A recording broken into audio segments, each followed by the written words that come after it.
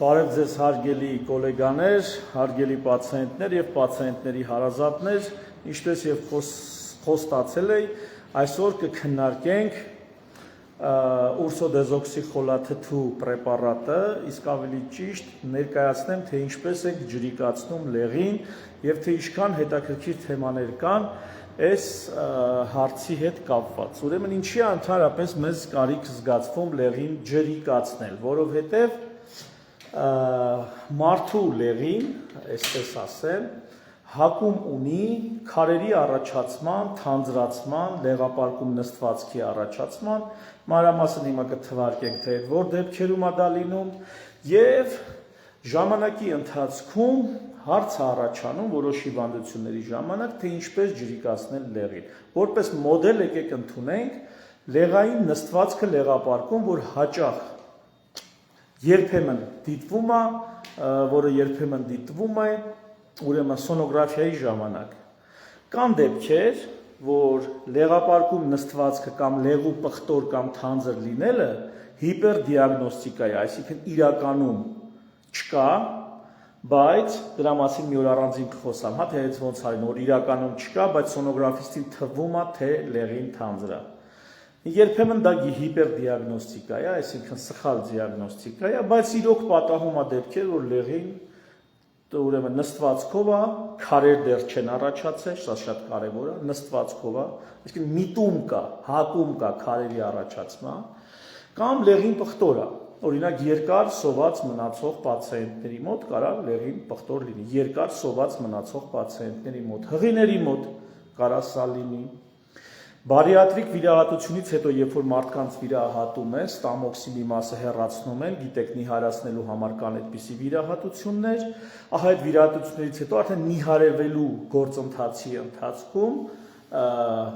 նիհարելու գործընթացում առաջանում է լեղու նստվածք, թանձրություն, որոնք ռիսկային են, հետագայում կարա առաջանան քարեր։ Մի խոսքով այս բոլոր դեպքերում լեղին ջրիկացնելու խնդիր է առաջանում։ Եվ այս լեղին ջրիկացնող նյութը, դեղը, շատերի համար կարող է զարմանալի թվա, բնական նյութ է։ Թվում է, թե բժշկությունը ամեն ինչ սինթետիկ է մեր մոտ, մենք ամեն ինչ քիմիա է, այսպես ասած, իհարկե քիմիա է ամեն ինչ, որովհետև ամեն ինչ ունի քիմիական ֆորմուլա։ Ահա ուրսոդեզօքսիխոլաթթուն կամ դեղատներում եթե ասեք ուրսո, արդեն գիտեն, դա բնական միջոց է, որը բնական ֆորմուլա է, ոչ թե բնական միջոց, սինթեզված է լաբորատորիայում, բայց ինքը ֆորմուլան բնությունից է վերցված։ Բնական միջոց է, որը ջրիկացնում է լեղին։ Դա ինչ միջոց է։ Դա արջի լեղաթթուներն են։ Ուրսոդեզօքսիխոլաթթու նշանակում է թարգմանաբար ուրսո։ Դա լատիներեն նշանակում է արջ, եթե չեմ սխալվում, ֆրանսերեն էլ է արջ, ուրեմն կոչվում ուրսո։ Ահա ուրսոդեզօքսիխոլաթթուն դա արջի լեղու խոլաթթուներն են։ Ընդհանրապես որտեղից է հարցը գալիս, իհարկե չինական բժշկությունից դեռևս եղել է այդպիսի բաներ, որ արջի լեղին ունի որոշակի բուժիչ հատկություններ, արջի լեղին առանձնակի կարևորել են, բայց տրամաբանությունը, այսպես քննադատական գիտական մոտեցումը որն է։ Տեսեք, եթե մարդը ասեցին երկար ժամանակ սոված է մնում, նրա լեղին թանձրանում է, այսինքն եթե լեղապարկը երկար ժամանակ կանգային վիճակ է, չի կրճատվում, լեղին դուրս չի հանում, ապա լեղին մնալով, ինչպես է, այսպես չհոսող ջուրը հոտում է, չէ՞, ահա չհոսող լեղին թանձրանում է, նստվածք է տալիս։ Բայց տեսել են, որ արջը ուրեմն ամբողջ իր ձմեռային քնի ընթացքում, հիբեռնացիայի ընթացքում քնած է, սոված է, չէ, հաշ չի ուտում։ Քայքայում է այդ ամռան ընթացքում, գարնան աշտար ընթացքում կուտակած ճարպը, բայց լեղին նստվածք չի տալիս։ Արջի լեղին քարեր չի առաջացնում։ Ու սա կենսաբանության մեջ, կենդանաբանության մեջ ֆենոմենալ երևույթ է։ Ինչպես կարող է ամիսներով, չգիտեմ, այնտեղ 2 ամիս է, ինչքան է, 3 ամիս է, ինչպես կարող է 2-3 ամիս լեղին մնալ լեղապարկում ու քար չառաջանա։ Ահա այս հարցից եկել է, սկսել ենք արջի լեղու ուսումնասիրությունը եւ տեսել ենք, որ արջի լեղի ու կազմի մեջ եղած լեղաթթուները հիդրոֆիլ ջրալույց, քարեր չառաջացնող են, իսկ մարդունը ի հակադրություն դրա հիմնականում հիդրոֆոբ, մանավանդ աղիներով շրջանառվող հիդրոֆոբ է եւ քարեր առաջացնելու միտում ունեն։ Բայց ինչն է հետաքրքիր, որ մեր լեղին, երբ որ լեղապարկից դուրս է գալիս, հեշտացնում է ճարպերի մարսողությունը, հետո նույն մեր լեղին աղիներից ներծծվում է, գնում է նորից լյարդ եւ օգտագործվում է երկրորդ անգամ, երրորդ անգամ, չորրորդ անգամ։ Այսինքն անընդհատ այս ցիրկուլյացիան, ուրեմն լյարդից դեպի լեղապարկ, լեղապարկից աղիներ, աղիներում իր գործը արեց լեղին, հետո նորից ներծծվում, գնում է լյարդ։ Կրկնակի օգտագործման համար։ Հիմա, եթե մենք դրսից կապսուլայով տալիս ենք ահա արջի լեղու թթուները, արջի լեղաթթուները, ինչա տեղի ունենում։ Մեր աղիները, մեր սեփական լեղին ներծծելու փոխարեն ներծծում են արջի լեղաթթուները, ուրսոդեզօքսիխոլաթթուն։ Եվ լյարդա գնում արդեն ուրսոդեզօքսիխոլաթթուն, արջի լեղաթթուները։ Եվ մեր լեղու մեջ հայտնվում է արջի լեղաթթուները։ Եվ եթե մենք ամեն օր օգտագործում ենք այդ արջի լեղաթթուները, ամեն օր գնալով մեր լեղու կոնցենտրացիան, կազմը հարստանում է արջի լեղաթթուներով, որոնք հենց արջի ասում եմ, հենց կենթանի արջի պատկերացրեք, լաբորատորիայում է սինթեզվում, որոնք ահա լվանում են, լուծում են, մաքրում են այդ նստվածքը, որ կա լեղապարկում։ Մաքրում են լեղածորանները, եթե լեղին թանձր է։ Մի խոսքով հեշտացնում են լեղու շրջանառությունը, թե բջջային մակարդակում, լյարդի մեջ, թե ծորաններում, լեղապարկում,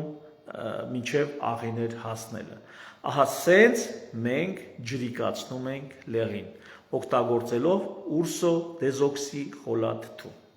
Հիմա գան մի քանի բաներ, որոնք պետք է, բայց որոնք են ցուցումները։ Օրինակ 2008 թիվն էր, եթե չեմ սխալվում, ես նոր էի բժշկությամբ զբաղվում, այն ժամանակ ուղեցույցեր կային, որոնք ասում էին, թե իբր այս դեղով կարելի է նույնիսկ լեղապարկի քարերը լուծել, վերացնել, այսինքն եթե լեղապարկում կան խոլեստերինային քարեր, սա մասնագիտական մանրամասնություն է, էական չի, եթե կան խոլեստերինային քարեր, ապա խոլեստերինային քարերը նույնպես այս լեղաթթուների ազդեցությամբ կարան լուծվեն, մաքրվեն, գնան, բայց փորձը ցույց տվեց, որ դա այդքան էլ այդպես չի։ Ես ինքս մի քանի պացիենտի ուրսոդեզօքսիխոլաթթվով փորձել եմ լեղապարկի քարերը լուծել, իդեպ դրանք ստույգ խոլեստերինային քարեր են եղել, թե ինչպես եմ դա որոշել, դա մի էլի սոնոգրաֆիկ լողացող քարեր են եղել, ոչ թե շարժվող, այլ լողացող, երբ որ քարը լեղապարկում ոչ թե լեղապարկի հատակին է, այսպես ասած, նստած, այլ լողում է, լեղու մեջ, դա ստույգ խոլեստերինային քարեր են, ահա այս տեսակ քարերը փորձել եմ լուծել եւ չի ստացվել։ Այնուհետեւ նոր ուղեցույցեր դուրս եկան, որոնք ասեցին, ապացուցողական բժշկությունը եկավ հաստատելու, որ այդ գործը մի արեք, դա չի օգնում։ Այսինքն խորհուրդ չեմ էլ տալի, որովհետեւ ստացվում է, որ դու մի վիրահատության ծախս ես անում այդ դեղերի վրա, ամիսներով այդ դեղերը խմում է, եւ վերջում կամ արդյունք չկա, կամ եթե նույնիսկ արդյունք կա, մի քանի ամիս անց կամ մի քանի տարի անց նորից այդ քարերը առաջանում են, իսկ դեղը չես կարող անverջ խմել, եթե դրա այդպես խիստ ցուցումները չկան, այնպես որ լեղապարկի քարերի դեպքում առանձին տակտիկա է եւ այս դեղը չի օգտագործվում։ Այս դեղը օգտագործվում է, գոյություն ունի առաջնային բիլիարդ խոլանգիտ հիվանդություն, այդ խոլանգիտ հիվանդության ժամանակ կամ առաջնային բիլիարդ ցիրոզի ժամանակ, այդպես էլ հինանուն է այդ հիվանդության։ Այս դեղը օգտագործում է հղիների խոլեստազի ժամանակ, այդ նիհարող մարդիկ, որոնք կտրուկ ու արագ նիհարում են, իրանց մոտ որպիսի քարեր չառաջանան, դե հղիների խոլեստազը ասեցի քորով է առաջանում, հղիների մոտ կա այդպիսի վիճակ, որ ուրեմն լեղու պատճառով, լեղի կանգի պատճառով առաջանում է մաշկային քոր, խիստ արտահայտված, ահա այս դեղով այդ հարցը լուծում ենք, մի օր առիթ լինի դրա մասին մանրամասն խոսեմ, որտեղ դեք հետաքրքիր նրբություններ կան։ Մի խոսքով ասեցի, վիրահատվող բարիատրիկ վիրահատությունից հետո ենք օգտագործում, բոլոր այն մարդիկ, ովքեր անցնում են կտրուկ նիհարելու գործընթաց, դա կլինի դիետաներով, թե կլինի բարիատրիկ վիրահատությամբ կտրուկ նիհարելու արդյունքում կարան լեղապարկում առաջանան քարեր։ Ահա այս մարդկանց մոտ խելամիտ է օգտագործել ուրսո դեզոքսի խոլաթթու։ Եվ երբ օգտագործում, որ պետք չի օգտագործել, օրինակ քարերի բուժման համար պետք չի օգտագործել, չի օգնելու, մի փորձեք անգամ ուղեցույցային գայդլայնների մակարդակով ֆիքսված է, չի օգնելու։ Երբ են տալիս են օրինակ ալկոհոլային լյարդի ժամանակ, ճարպային լյարդի ժամանակ, չգիտեմ, քրոնիկ հեպատիտներ կարան լինեն էլի տան, որը անիմաստ է։ Ուրսոդեզոքսի խոլաթթուն ազդում է միայն լեղային պրոբլեմների ժամանակ։ Հերակա տեսական ազդեցությամբ կարա լյարդը ինչ-որ չափով նյութափոխանակությունը լյարդում բարելավի, տեսականորեն, բայց գործնականում այդպիսի բան չկա։ Մենք հիմա հանդիպում ենք պացիենտների, որոնց մոտ իբր թե լյարդը բուժելու կամ կազդուրելու համար նշանակում են ուրսոդեզոքսի խոլաթթու, հատկապես Ռուսաստանում այդ պրակտիկան բավականին տարածված է, դա սխալ է, դա ապացուցողական բժշկության կողմից ընդունված չի, այդպիսի բան մի արեք։ Այդ լյարդի բուժումը մի հատ առանձին պատմություն է, երևի մի առանձին տեսանյութ կսարքեմ, ընդհանրապես այդ լյարդի քրոնիկական վիճակները ինչպես են անիմաստ բուժում տարիներ շարունակ, հիմա իհարկե ասում եմ ապացուցողական բժշկության պատճառով եւ նոր սերունդը ավելի հետևողական է ուղեցույցերին, բայց ամեն դեպքում պահպանում այդ միտումը կա, որ դեռևս անիմաստ լիքը բուժումներ են անում։ Մի խոսքով, եւ լեղին նստվածքի ժամանակ, այո, եթե լեղու պղտորություն կա, եթե նստված կա, որը քար դեռ չի դարձել, էլի կարելի է ուրսոդեզոքսի խոլաթթու օգտագործել։ Բացառիկ դեպքերում, եթե մարդը վիրահատություն ացուցված լեղողիներում, բայց հնարավոր չի վիրահատել, էլի կարելի է ուրսոդեզոքսի խոլաթթու օգտագործել։ Իդեպ ես մի պացիենտ ունեի, որի մոտ ամիսներով ցավեր կար, ամիսներով ցավեր կար, ոչ մի կերպ դա չէի կապում լեղողիների հետ, որտեղ ըստ էության սոնոգրաֆիկ լեղողիներում ոչ մի խնդրեմ չկար։ Հա, ինչ հնարավոր լուծում կար, ինչ հնարավոր հետազոտություն կար, անցել էր ինչ հնարավոր դեպք կար, որ այդ դեպքում այդ կոնտեքստում կարելի է տվել եմ, բայց այդպես չէր լավանում։ Հա, ոնց եղավ։ Մի օր եկավ լեղապարկում հերթական այցի եւ ստուգման ժամանակ լեղապարկում մի քիչ նստվածք նկատեցի, սոնոգրաֆիկ։ Մի աննշան նստվածք։ Ասենք լավ, հլարի ուրսոդեզոքսի խոլաթթու տակ, ուրսո տակ, տենակ ինչ կստացվի։ Ուրսոն տվեցինք ցավերն անցավ։ Այսինքն տիպիկ չէր, հա, այս դեպքը հեշտ տիպիկ չէր, բայց ուրսոն տվեցինք ցավերն անցավ։ Անցավ ու անցավ։ Ու սա հետաքրքիր է, ասենք, հետաքրքիր դիտարկում փորձից ուղղակի ասում եմ։ Մի խոսքով, ահա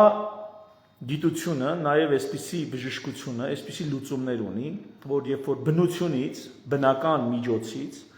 տեսնում ենք, որ այնտեղ օգուտ է տալի, արդյունք է տալի եւ վերցնում ենք, դա օգտագործում ենք արդեն մեր պրակտիկայում, մեր բժշկության մեջ, որպես հարցի լուծում, որպես խնդրի լուծում։ Եվ մի փոքր նրբություն կա, այդ էլ ասեմ, որ ուրսոդեզոքսի խոլաթթվի արտադրվող մեր դեղատներում արկա ինստրուկցիաներում, այդ դեղի տուփի մեջ որ կա ինստրուկցիան, այնտեղ գրած է, որ հղիության ժամանակ կամ հակացուցված է, կամ զգուշությամբ օգտագործեք, բայց դա իհարկե ճիշտ չի, ընդհանրապես հղիության ժամանակ բոլոր տեսակի միջոցներն ու դեղերը պետք է զգուշությամբ օգտագործել, բայց այդ ինստրուկցիաներում գրածը ճիշտ չի, որովհետև հենց այս դեղը ուրսոն հղիների խոլեստազի, այդ հիմնականում քորով առաջացող, բիլիռուբինի բարձրացումով առաջացող այդ հղիների խնդրի հիմնական առաջին դեղն է, որը իրանց հարցը էականորեն խնդիրը թեթևացնում կամ հարցը լուծում է։ Սա էլ է կարևոր իմանալ, որ օրինակ ինստրուկցիաներում դեղերի մի բան է գրած, այդ նույն դեղի մասին մեր ապացուցողական բժշկության ուղեցույցերում բոլորովին այլ բան է գրած, այսպես պատահում է, այդպես կարա լինի։ Ժամանակին ես այդ բուժումները երբ որ անում էի, բավականին խնդիրներ էի ունենում, որովհետև թե պացիենտները, թե ասենք կոնսուլտանտը այն ժամանակ խոշոր հիվանդանոցում էի աշխատում, կոնսուլտանտ էի տվյալ բաժանմունքում, երբ որ գինեկոլոգները, մանկաբարձները, չգիտեմ, ասում էին, ախր համոզված ես, որ այս դեղը կարելի է, համոզված ես, որ թույլատրելի է։ Ու սկզբում դժվարություններ էր լինում համոզելու համար, որ սա ամենևին հիմք պետք չի ընդունել ինստրուկցիայում գրածը, Հա, ժամանակի ընթացքում արդեն մի քանի պացիենտ, որ հաջողությամբ բուժեցի, ես էլ այն ժամանակ ջահել էի,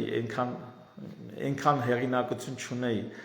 որ իմ խոսքին այսպես միանշանակ վստահեին, բայց մի քանի պացիենտներ բուժելուց հետո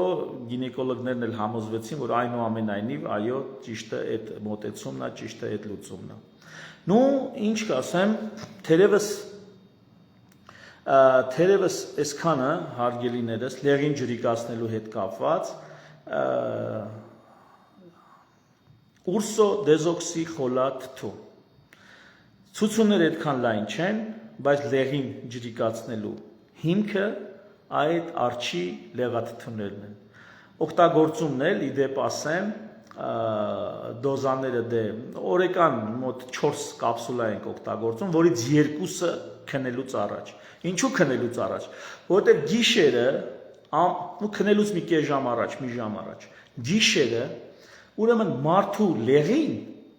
լեղապարկը չի կրճատվում, չէ՞, ամբողջ գիշեր քնած մարդը հաշ չի ուտում, որ լեղապարկը կրճատվի, այ լեղին ամբողջ գիշեր մնում է կուտակված լեղապարկում, եւ ամենա այն շրջանն է գիշերը, երբ որ լեղին կարա նստվածք տա, իսկ երբ որ մենք քնելուց առաջ, մի ժամ առաջ ասենք թե կես ժամ առաջ, ուրսո դեզոքսի խոլաթթուն շատ ջրով խմում ենք, ինչա տեղի ունենում, սա գնում է, ամբողջ գիշերվա ընթացքում ներծծվում է, եւ գիշերը այդ կանգային լեղին, սոված մարդու, որ հաց չի ուտում, այդ կանգային լեղին ջրիկացնում եւ թույլ չի տալի, որպեսզի նստվածք կամ քար առաջանա։ Ընդունման ձևի մեջ էլ, մի խոսքով, գոնե, եթե օրը խմում են այդ դեղը 2 անգամ, 3 անգամ, ապա մի անգամ անպայման խմում են գիշերը քնելուց կես ժամ առաջ, մի ժամ առաջ, որպեսզի լավ ազդի։ Ես ձեռի հետ էլ ձեզ հուշում եմ, էլի ժողովուրդ, բայց դուք շատ պետք չեք ունենալու այս դեղը օգտագործելու։ Ամենայն դեպս իմացեք, որ եթե կան բնական միջոցներ, մենք ինքներս շահագրգռված ենք ամենքից առաջ սա օգտագործել եւ մի խոսքով, այնպես չի, որ մենք բժիշկները գաղտնի են պահում, բժիշկները լավ ինչ-որ բուսական կամ կենթանական միջոց կա չեն ասում, բժիշկներն իրենք են շահագրգռված իրանց պացիենտներին բուժել եւ իրենք են բժշկագիտությունը, դեղագիտությունը, չգիտեմ, գնում մանա գալի այսպիսի նյութեր, բզբզում գտնում է չինական, ավանդական կամ ոչ ավանդական բժշկությունից, մինչեւ մեր օրեր փնտրում, գտնում եւ պրակտիկայում օգտագործումը։ Թերևս այսքանը, շնորհակալություն ուշադրության համար, ցտեսություն։